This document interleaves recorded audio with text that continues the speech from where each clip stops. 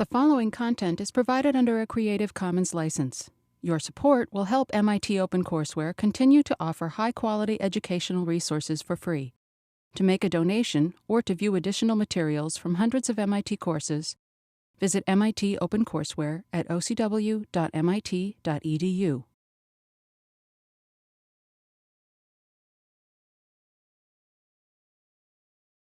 Okay, good evening.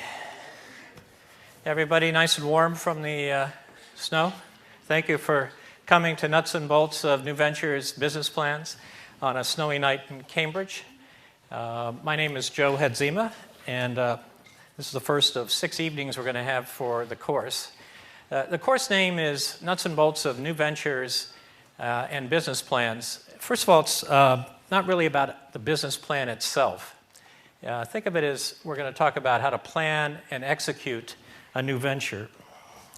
And don't think of a business plan as a fixed document in this course. It's a dynamic process we're going through. It may be a document, it may be a few slides, but at the end of the day, what it ends up being is a shared vision between you and your team as to where we are, where we're going, and how we plan to get there. So that's the goal of all of this.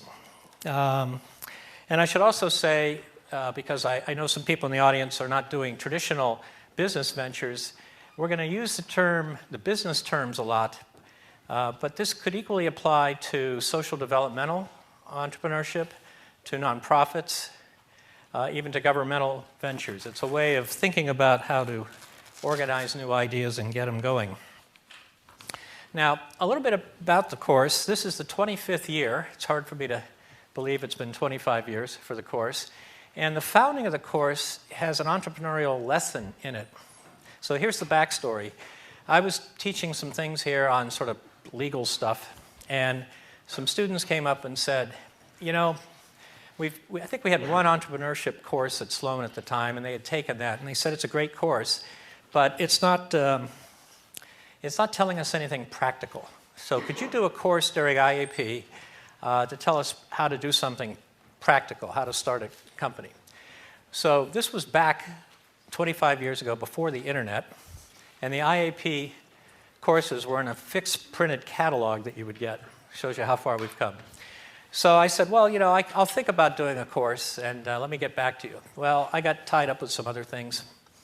And then they came to me and said, we put it in the catalog, and we dare you not to show up.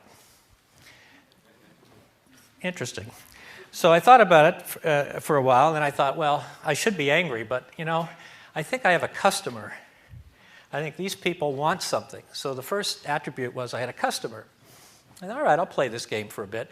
Problem is I only had 2 weeks to organize it. So that wasn't enough time to really do anything formal. So I said, I think it was 4 nights, and I said, all right, let me pick, we'll do, let's see, 2 hours, 3 hours, we'll do 8 topics, and I'll go and find some people who know about those, and how am I going to make it easy at the last minute to get these people? I said, just come into class, and whatever the field is that you're in, speak maybe 10 minutes on the 5 things I wish somebody had told me about whatever you're talking about before I got started, and then we'll do questions and answers. And I said, I got to make it entertaining, so I called up people and said, you know, do you know somebody who can do this talk? And if you do, you have to have seen the person, you know, talk. They have to be entertaining. You have to vouch for them.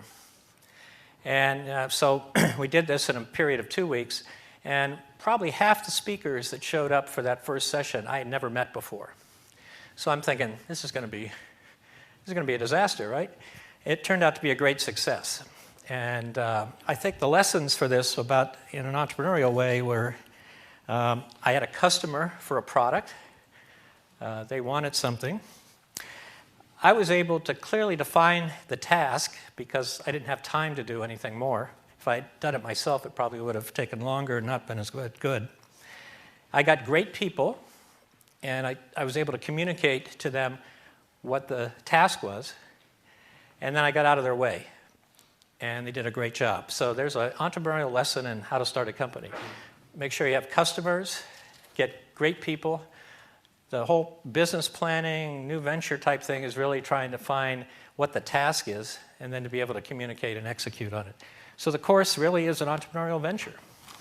That's how we started, and later Joost basically figured out how we could get credit for it, and it's just blossomed ever since. So that's the background.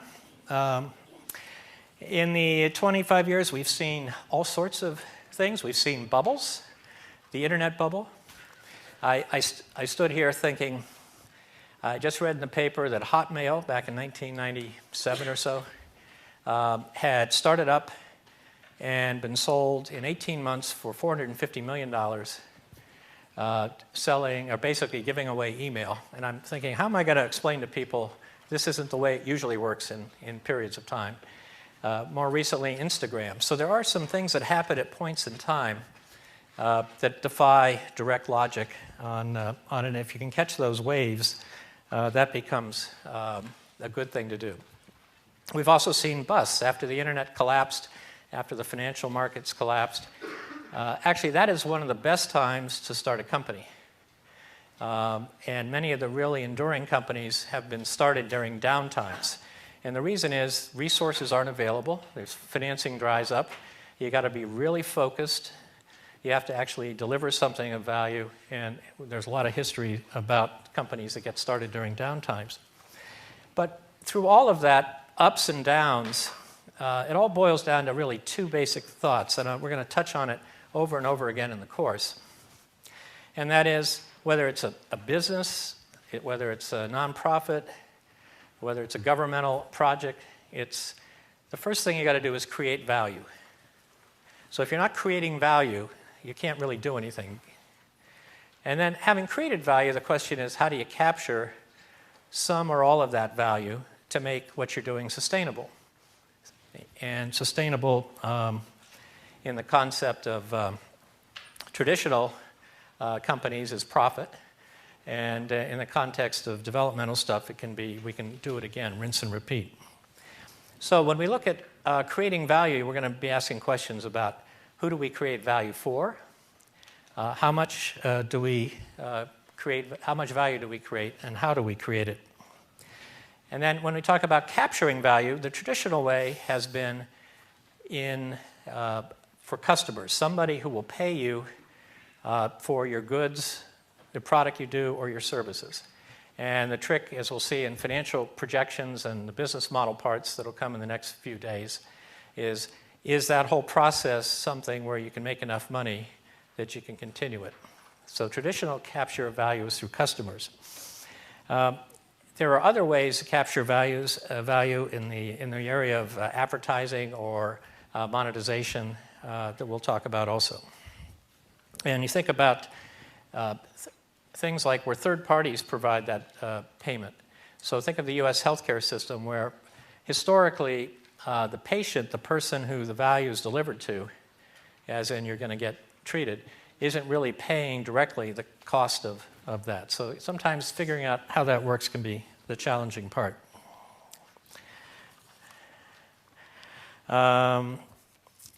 Okay. So at the end of the day, we're going to need, to make all this happy, we're going to need people. That's the number one thing you're going to need for a venture. Resources of some sort, either cash or partnerships. Skills, some of them you'll learn in this class, some of them you'll learn on the job. And then that one that's the hardest one to figure out, but if you can get it, it's the best, and that's called luck. I'll always go with some luck. So our goal for the course is basically to make sure you get infected with the entrepreneurial thinking virus. And it really is a virus that can be infectious. The good news is it's not known to be fatal. It's highly contagious. It is a lifelong affliction, so you'll have to get used to it. But at the end of the day, I think you'll really, if you catch it, you'll be in best shape. This is what we're going to be doing tonight. We're going to tell you a little bit about who you are. We're going to introduce the teaching team. We'll introduce the case study and business plan basics tonight. And then we'll take a small break. and then we'll get on with Steve Pierce, who's come all the way from Florida today to talk to us. He's thinking maybe that wasn't such a good idea. Okay, so who's in the class? Some of you signed up, many of you signed up at the website. We had 160 signed up, and the organizations that you're from are, and I'll just read them alphabetically: Boston University, Broad Institute, Columbia University, the Department of Defense, Harvard College, Harvard Kennedy School, and Harvard Business School, Mass General Hospital, University of Massachusetts, University of Macedonia, University of Michigan, Toronto, Wellesley College, several private companies that I won't say your names to protect you, and of course MIT. Now the areas that you said you were interested in are all over the place. We have consumer devices, foreign language learning, financial technology, social enterprise related to healthcare, educational technology, medical devices. One of the reasons I'm going through this is that we hope that in the period of this course you'll actually form some teams. So if you find some of these topics interesting, or if you're some of these people, then you'll at least shouting you out a bit. We have nuclear energy, for those of you into that, specialty biotech chemicals, a sleep product, oncology drug delivery, biotechnology, 3D printing, eyeglasses in West Africa, independent film industry, lab testing process and equipment, big data, data privacy, B2B information technology, energy technology, aerospace, crowdfunding, and e-commerce. So hopefully you'll find a kindred spirit in those. Now, what about the background of the people? We have some people, this is the first course they've ever taken in entrepreneurship. We've had people who have taken a bunch of other entrepreneurial courses at MIT or at other universities. In fact, we have a couple people who have taken nuts and bolts before.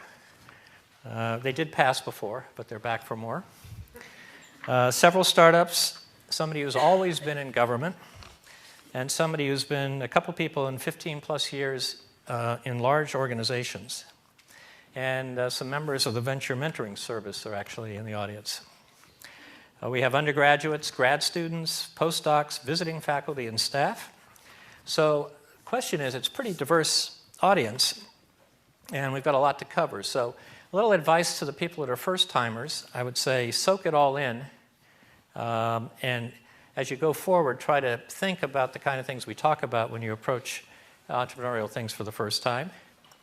More experienced people, use this to refine your thinking. I've been in this course for, as I said, 25 years, and every single year I come up with some refinement in my thinking, listening not only to the speakers, but to the questions that come. So I hope you enjoy the course. We do have to calibrate before we get going, though. It is MIT, so we have our first formula, and it is H equals R divided by E. So I've got an audience with a whole bunch of different people, and we're trying to solve this equation, and we're trying to maximize H. So for those of you who can't see, H equals R divided by E. Anybody want to take a guess what these symbols are? Yeah, the snow has got you. All right, I'll give you a hint. H is happiness. Okay, this is where, okay, let's see. Yeah. Oh, he jumped right to it. Reality over expectations. All right, last year somebody said revenue divided by expenses, which is equally good, I guess.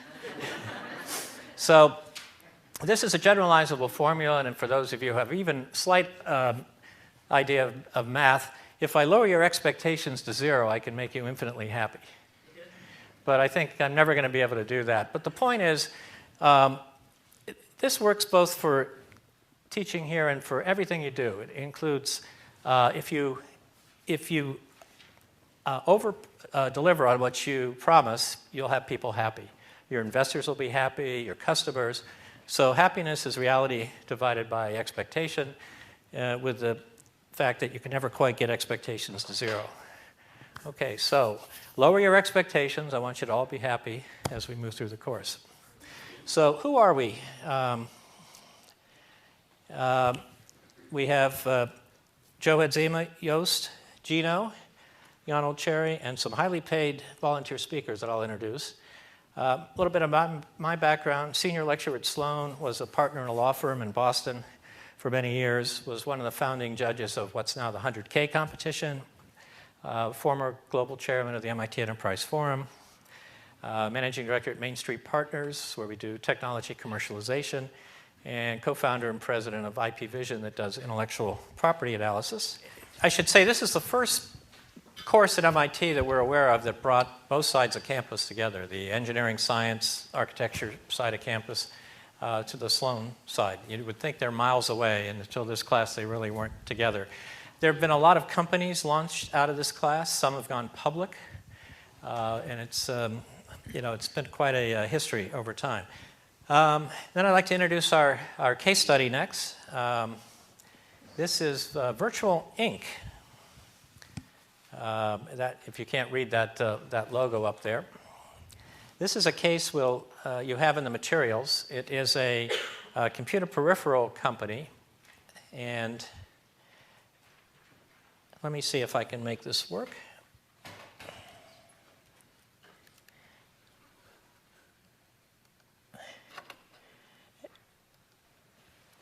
I'll give you a little bit of an introduction here.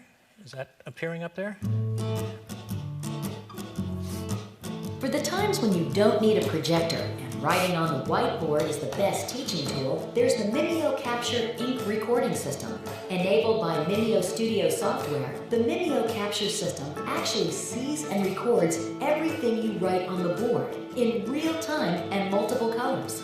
It can even convert handwriting into editable text. The system creates digital files that you can send to your students, so now they can focus on the lesson rather than on taking notes. And you'll save time by using the digital files in other classes. The Mimeo Capture system works with your Mimeo Teach interactive system and comes complete with a magnetic charging tray, 4 rechargeable marker holders, and a digital eraser. The Mimeo Capture system, bringing your whiteboard notes into the 21st century.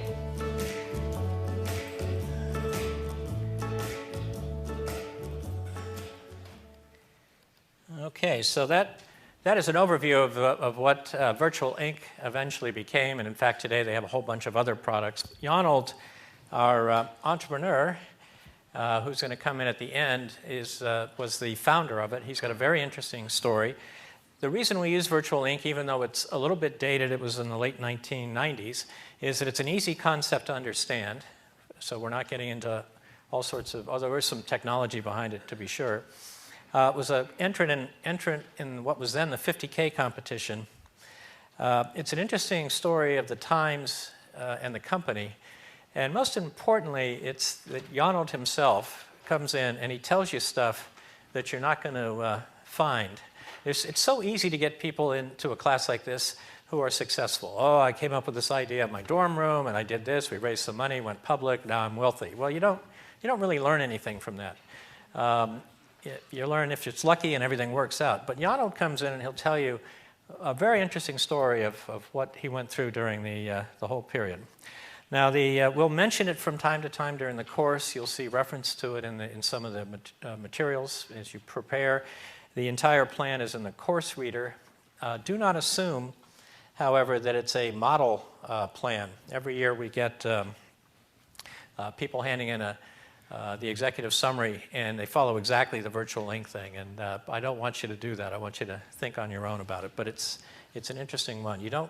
I tried to find another plan to work on, and a lot of people won't give up their original plan, or they never actually had one. So it's a unique situation we have. Now we're going to go into business plan basics. This is an introduction I'm going to give about what's in a business plan, the kind of things you need to think about. And then over the course of the next 5-6 nights, we'll be filling in each of the components of it. So think of this as a high-level overview. And it's going to be a little bit like the MIT fire hose approach. For those of you who aren't MIT students, they say that MIT going to MIT is like trying to drink a water from a fire hose. It's just so much coming at you. And we're going to throw a lot at you over this period of time. Some of it's going to stick right away, and some of it you won't get for a while. And the reason I know that is we get emails back constantly saying, oh, I just encountered this situation, and I finally figured out what you were trying to explain to us. So we always want feedback, and as long as people find what we're doing useful, we're going to continue to do the course.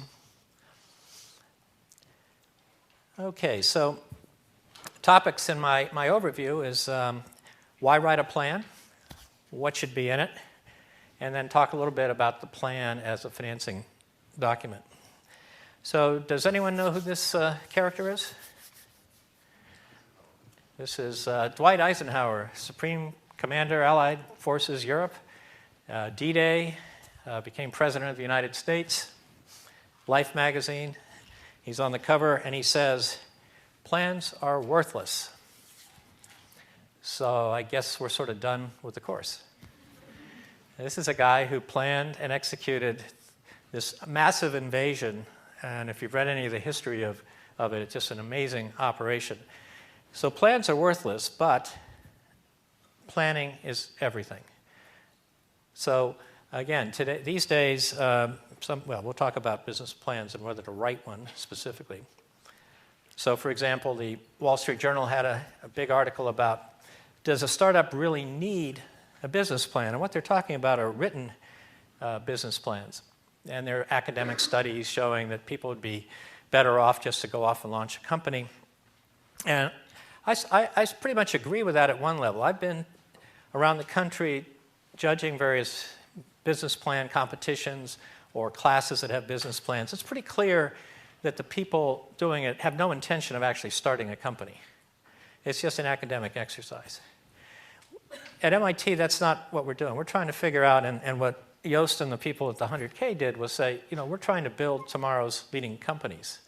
This is about trying to actually get things going. So a business plan, or at least thinking about a business plan, is really what you need to do to launch a company.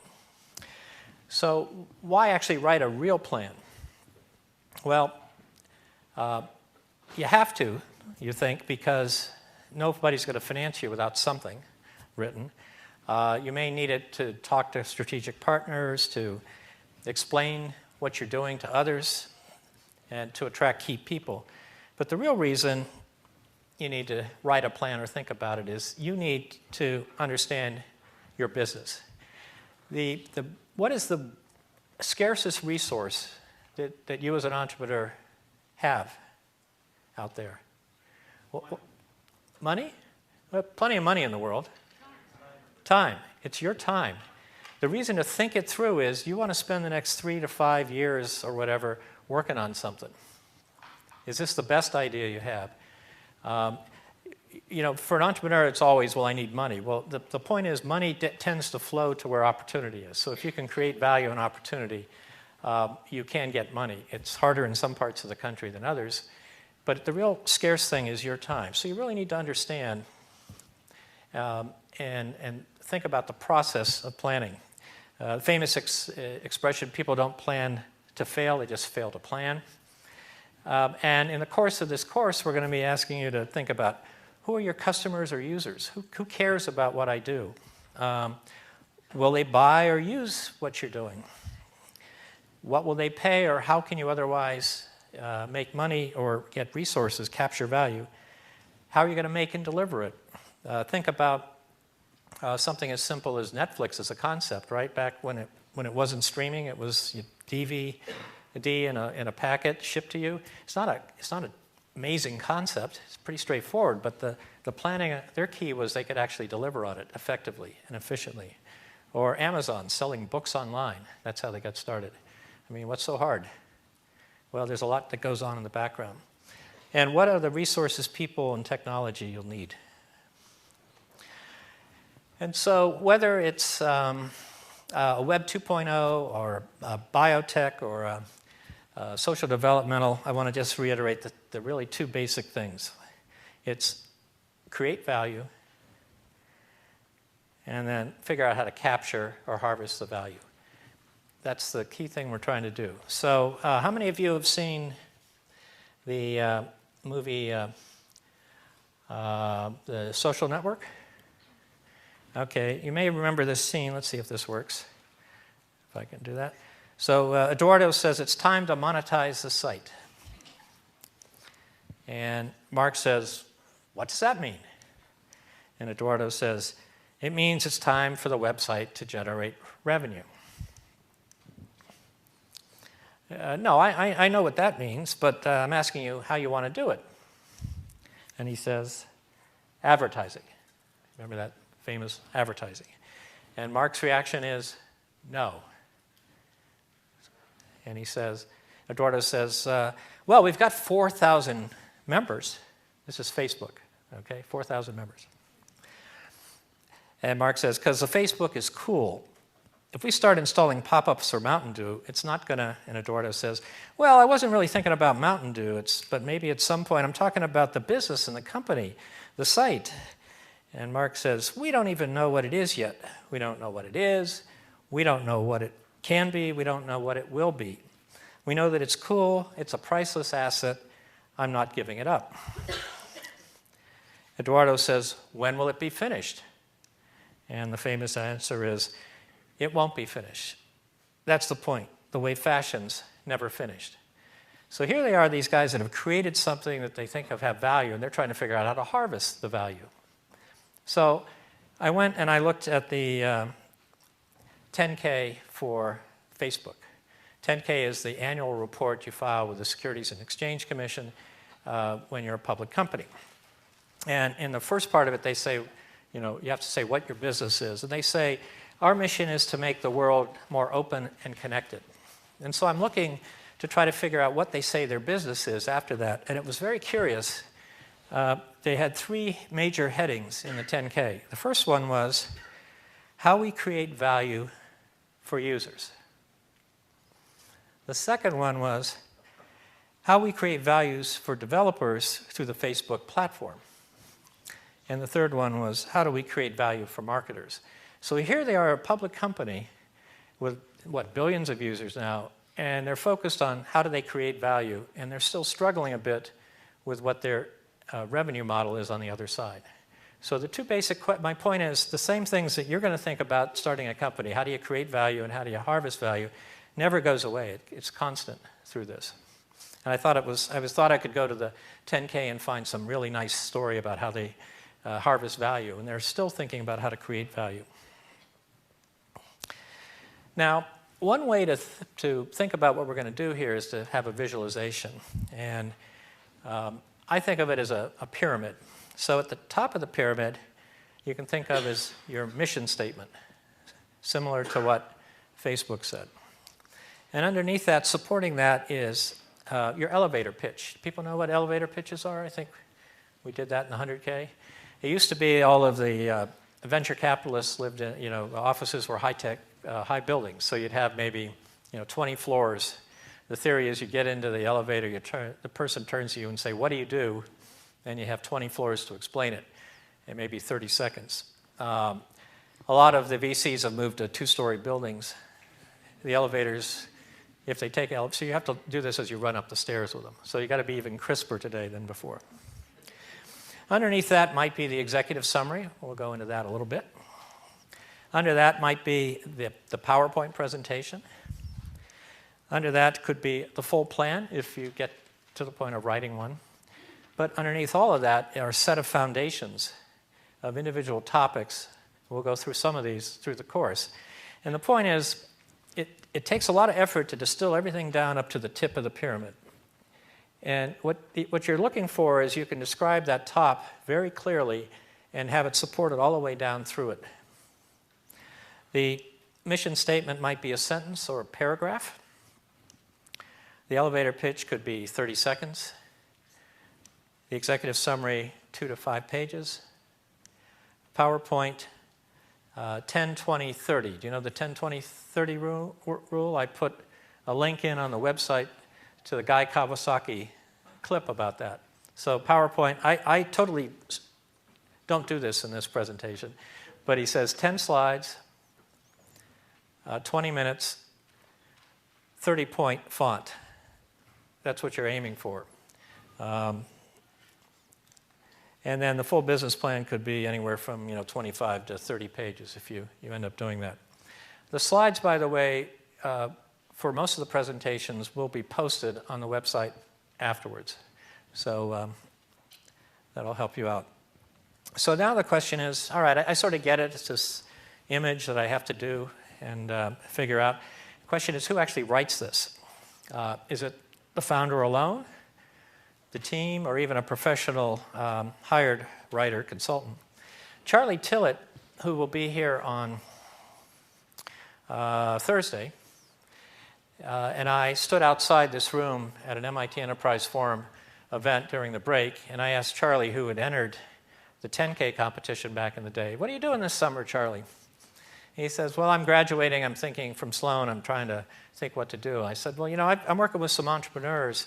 I've been working with them for a couple of years, and they really could use someone to help write a plan. They need to get some funding." And Charlie was game. We hopped in his truck, drove up to a strip mall up in Tewksbury, I think it was, a room with 10 engineers, and he ended up joining the company to write the plan and stayed with them through when they went public. But at the end of the day, it was the entrepreneurs that needed to own the plan. These guys were great engineers, but they couldn't write a plan if you paid them $1 million. They just couldn't articulate it well.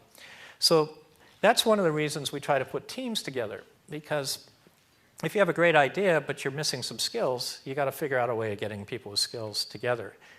And those entrepreneurs would never have gotten anywhere near where they are today if Charlie hadn't joined them. And Charlie wouldn't have been able to take a company public if he hadn't hooked up with the idea. So the point is, whoever writes it, the team has to own the plan, by which I mean they really have to be able to defend it. Sometimes the issue is, well, what do they look like? Don't put it in a big binder. It doesn't really matter how you put it together. It should just look somewhat professional, but not overly slick. You're an unknown character. If Bill Gates came up to me and threw a napkin on the table with some ideas on it, he'd have my attention. But if you do the same thing, you're not quite there yet. So it's the first step towards it. You've got to have something that says this is a serious team or person that are going to do some serious things. Now, the thing to remember is the plan is really a selling document at the end of the day. Entrepreneurs, if you're going to be an entrepreneur, you better get comfortable with selling, because you're always selling. You're selling customers, you're selling financing people, you're trying to convince them. But by selling, I mean you're trying to convince somebody that what you want them to do is something they should do. Convincing people to do something is quite a skill, and you should get good at it. You really should work at it. It's selling customers, financing sources, partners, recruiting people. So you're always selling as an entrepreneur at some level. You may not be the best, but you should really practice that. So this plan is the first part. It's a selling document. And whatever it is, it's not a hype document at the end of the day. It's got to be defensible. The elements of a full plan, these are the topic areas. Whether or not you put them in a written document or not, you need to start to think about. And during the course, we'll touch on a number of these. There's an executive summary and a traditional plan, something that says what's the opportunity you're looking at, what's the market you're going after, what are the economics of the business. All of these things will go into a little more detail. For the technologists in the audience, note that there's no particular section here that says technology. And the reason is people, by and large, don't buy technology. Technology is something we use to accomplish things. And so the plan really isn't fundamentally about the technology. It's what the technology enables. And when Bob Jones comes in tomorrow, he'll talk a little bit more about that from a what people actually buy viewpoint. Now, a little bit more into the nuts and bolts here. A cover page. You should have one in a plan. It should have some information that you could figure out who this plan is. How to reach people, confidentiality legend and the securities law legend. We're going to cover that in detail on the night we do the legal stuff. Here is the virtual ink cover page as an example. They got some contact info there. It always frustrated me when I actually got a written plan. If I liked it, often I wouldn't be able to figure out how to contact the people. So put the address on it. And they put a little confidentiality legend on it that looks something like that initially. And as we'll see on the night when we do the legal stuff, when the lawyers get a hold of this, the legend changes a little bit. So I'm not saying don't get the lawyers early on, but realize that you got to manage them a little bit. But we'll go into that in more detail. Now, if you actually have a written document, it should have a table of contents so people can figure out what's in it. And it should have page numbers and all of that sort of thing. So my question to you is, what do you think people read first in a business plan? What's the first thing you would read if someone gave you a plan? Yeah. Executive summary, because that's, as you'll see here, that's sort of explain what's going on. What's the second thing people look at? Probably most important, beyond when they figure out what the heck this is about. It's the people. Who are these people? So if you've got an actual document and they're trying to figure it out, they're going to get a little frustrated if they can't figure out where the information is. So not to overdo it, but have a table of contents.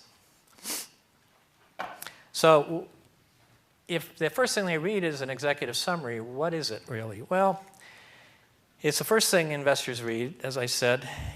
Think of it as a resume for your full plan, right?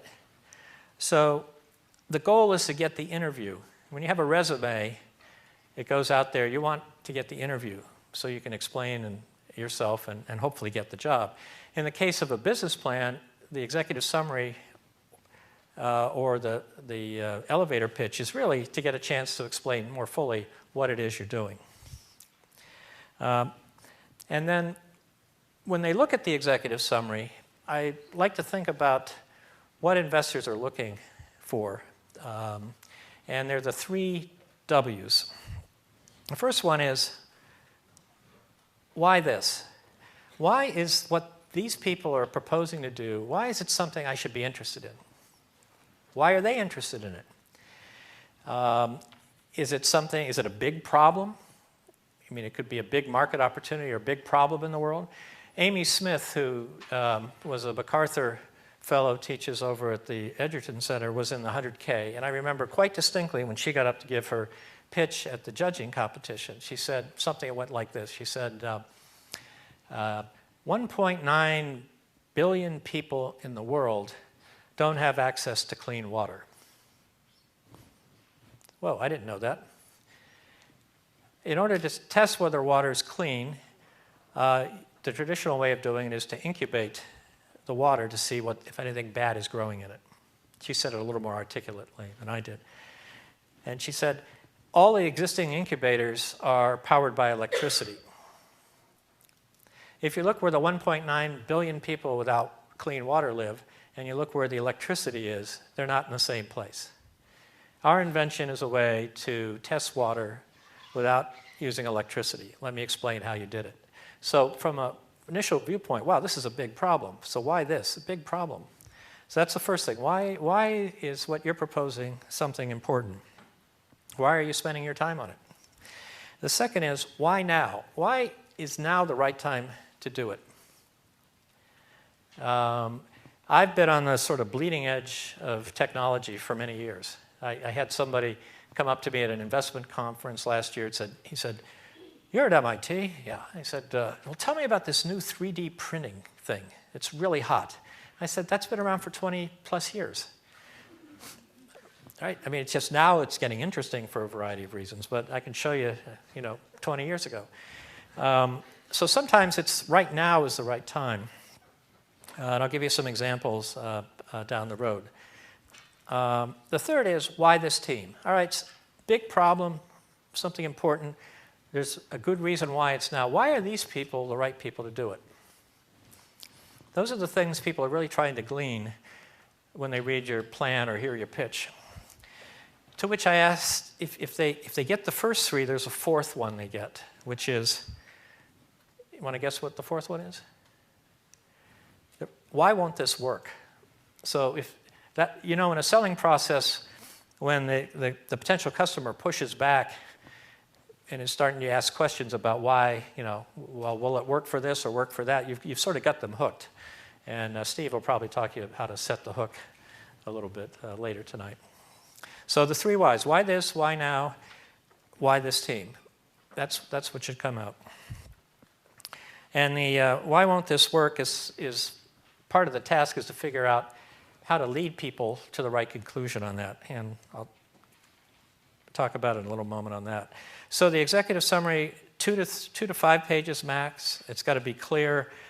It's like a resume. And the object is, at the end of the day, someone can really articulate what you're going to do. The elevator speech is to the executive summary. The elevator speech might get you an invite to submit an executive summary, which might give you an invite to do the whole plan or a pitch.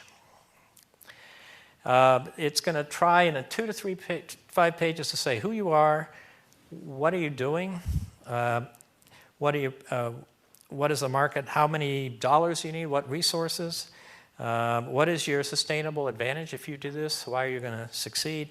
You've got to pull all of that together in a very short period of time. It's a difficult document to write.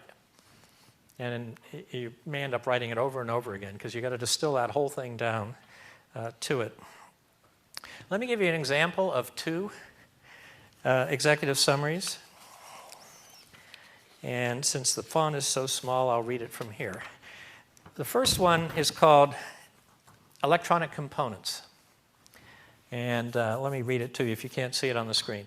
Electronic Components, Inc. is a startup company that will make a variety of electronic components, beginning with a new type of aluminum-based capacitor.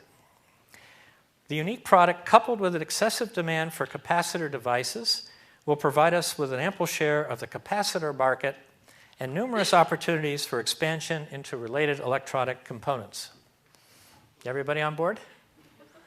Okay, this is a real one. Okay. The founders are dedicated and determined to make the venture a successful and profitable entity. Whew, that's good to know. I thought they were just doing this for fun.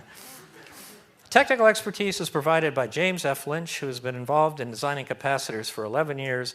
He obtained a Bachelor of Science in Electronic Engineering from Massachusetts Institute of Technology. That alone is probably going to get him the experience and the fact he's MIT will overcome all of the other deficiencies here, which is I don't think most people would understand what it is he's proposing to do. Do you know what they propose to do? I mean, what is excessive demand for capacitors? Why? Why is there excessive demand? How big is the market? So, and if you read the rest of it, which I suggest you do when you get the slides, it reads a bit like a grant proposal. There is a good thing in here that says that they've actually put their own money in. So the guy's committed. Now, this is an example of something where there's probably, given the nature of the person involved, there's probably a lot of substance underneath, but it's not doing a very good service in trying to convey it. So that's sort of a shame, because there's so many plans you read which don't have any substance behind them, and yet they read a lot better. So we got to figure out how to make things better. Now, the other one, by way of contrast, is People's Express. This was sort of, well, let me read it. The eastern seaboard of the United States is ripe for the entry of a new, super-efficient, low-cost air carrier to provide quick, reliable intercity air transportation. Such an entity would bring to the Northeast the same benefits that have accrued to other areas of the United States. Chief among these are frequent jet commuter service between major cities, prices competitive with private automobiles, fulfillment of the congressional goals, and enacting the Airline Deregulation Act. The new company will be able to achieve these goals for the following reasons: aggressive, innovative management that's been tested in the field, equipment and facilities designed specifically for low-cost production of air transportation, manpower selected, trained, and motivated to be efficient and profit-oriented, read between the lines, non-union probably, and new systems to be applied to the entire business. Now, if you look at those 2 executive summaries, I think most people would think that the People's Express, which was sort of the early version of what we now call JetBlue, is a lot clearer to understand what it is.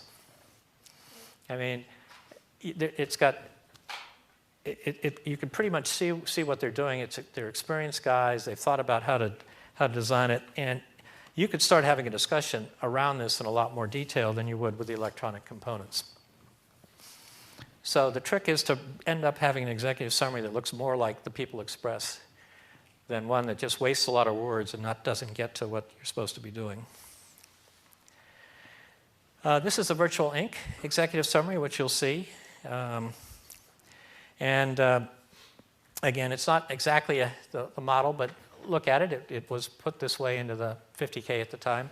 And you decide yourself whether you think it's a good executive summary as part of your assignment. Okay, so let's move into the body of the plan. And when I say the plan, I mean when you're in your planning process also. So the question is, what is the opportunity you're going after, or what is the problem you're trying to solve? How big is it? You know, what's the opportunity now? What's going to happen over time? And why is this the right time for the product or service? This reminds me in the 100K, it was the 50K back in there one year, we had a semifinal awards thing, you know, here are the semifinal teams. And one team came up and said, I guess you guys didn't like our plan. Now, back in those days, we didn't actually know who the people were. That was part of it. They were all no names. We just looked at the ideas. And I said, well, I don't actually know what yours was. And he said, well, we were the guys with the air traffic control system improvement. And it was a fascinating plan. It was, you know, they had figured out how to make it more efficient, and I learned a lot of things about air traffic control systems. And I said, the problem is, you know, none of us could see how that could be a business. I mean, you have to change the entire air traffic control system, it appeared, in the United States. I mean, it looked like a great solution, but, you know, is it a business? And they said, well, didn't you know that the Federal Aeronautics Administration, FAA, has put out a request for proposal for changing the air traffic control system in the United States? No. Why would I know that? You know, they had assumed everyone knew that. That would have changed the whole complexion. That meant at that time, the convergence of a driver for the business was there, and they didn't tell us that, so they didn't get another opportunity. In the healthcare area, for many years, we'd see really interesting technologies that could improve outcomes for patients, and the question was, well, who was going to pay for it? And a couple of years ago, Medicare put in some rules that said that hospitals get penalized if patients get readmitted. That's opened up a huge opportunity for things like home monitoring or other kinds of things that before it'd be very hard to see how that was going to work. So there are a lot of new companies trying to figure out how they can do things to finally help patients for better outcomes. There wouldn't be a market for that 5 years ago. It'd be a long, hard uphill climb. So why is this the right time? As I said, I've been on the bleeding edge of some of this stuff. The body of the plan, it should talk about the market, who's there. We'll go into more detail with Bob about talking about customers. Investors have these different ways sort of thinking of things, and one of the questions that surprised me early on in my career was a VC that said, okay, I get it. You got a great idea, but let's say you do everything that you said and you win. Who loses, and what are they going to do about it? And we hadn't thought about that. So you got to think about, you know, you're disrupting a market, for example. What's the response be? The incumbents are just going to sit there? So what's your plan for thinking it through? That's an example of planning process. These are the kind of questions, again, with Bob Jones tomorrow night, we'll go into pricing and distribution and sales tactics. And another VC expression is, will the dogs eat the dog food? So, all right, it sounds like a great thing. You convinced me it's a great thing, but what evidence do you have that anyone wants it? That's, you know, customers. Will the dogs eat the dog food? Now, the development plan is how do you piece the different components together in order to make something that can work within the time constraint you have as a startup. You don't want nuclear fusion, right? Nuclear fusion we've been working on for 50, 70 years now. And the problem is, if you've got a nuclear fusion kind of project, is until it completely works, nothing works. So there's really not a business. Is there a way you can take a portion of it and make it work? I looked at Zipcar early on. Everyone's familiar with Zipcar? Fascinating concept. It's sort of revolutionized a whole bunch of transportation thing. But there were so many moving parts that you had to put together in order to make that work. You know, at a place like MIT, where the joke is, if you're recruiting a faculty member, you can have one of three things. You can have tenure, the Nobel Prize, or parking. Right? So parking is what everyone picks. Right? So here's a company, Zipcar, that's got to figure out how to get parking places. There are a lot of things that were out of their control. And at the end of the day, it may not have been a good investment. I mean, it may have changed things, but I don't think a lot of people made a lot of money in Zipcar. So you want to try to think through, do you have to change the world totally in order to make a dent in the world? Because again, limited time. The action plan. This is part of the, what I like to think of as the identification of credibility testers. You know, as engineers, if you said, I got to build a bridge across the Golden Gate, there's a lot of things you have to do to make that work. Engineering is very much a think everything through kind of thing, and often is very sequential in its process. The credibility testers, a different way of thinking of it is, are there some things that will make this project extremely difficult that if I can show, I can solve, I can de-risk the situation? So thinking about a project from how do I convince somebody this is doable is an important part of it. Maybe in the case of the Golden Gate Bridge, it would be securing access rights to an on-ramp, or if you think the issue is a technical issue, doing a sounding to figure out how deep the bedrock was. I was sitting out on a Cape Cod beach one weekend with some house guests, and one guy told me he's working on this project. It was very windy out there, and he said, it's really windy here. I said, yeah, it's always windy here. He said, well, we're working on something involving that. And it turned out he was one of the guys from Cape Wind. And what they were doing was securing access rights to land the cables on it, because if they didn't do that, they couldn't get to the next level. So the first thing is, can you identify credibility testers to reduce the risk? And if you reduce the risk, both for you and for investors, you have a higher probability of success. The other thing is to think about whatever you're doing, about how to sequence that relative to your resources. So the ideal scenario, again, remembering H equals R divided by E, is you want to be able to ideally say, I'm going to do X and actually achieve it, and then you can ask for additional resources to do the next step. If you don't plan that out well and you get stuck between tasks, then you might be able to get away with that once, but if you do it the second time, people are going to say, well, I'm not sure these guys can actually execute. So thinking about, what are the steps I can do versus the resources in order to achieve something that I can say, look, I've added value, so you should give me an opportunity to add even more value. And I always like to try to avoid dependencies on others if I can. That's the big thing when you deal with a large company as a startup. You're moving fast, and what they think is fast is like an eternity for a startup, because they just have cumbersome processes. So if you can figure out how to avoid dependency on them. We won't cover the lean startup concept in the class here, but I do recommend the book for you to think about, how do you test out concepts with a minimum viable product. It's a valuable read, and it applies beyond sort of the Web 2.0 area. Okay, and then often there's some things you need to in a plan, but this doesn't go in the plan, it goes in the appendices. All of these things about resumes, getting a business plan that has the founder with 15 pages of publications and stuff is just overkill, right? Put it in the appendices. If you have any of these other things, don't put it in the main plan, have it available. Okay, so now we'll talk about the business plan as a financing document. And think of this about 3 different levels of reading. The first reading is like a resume.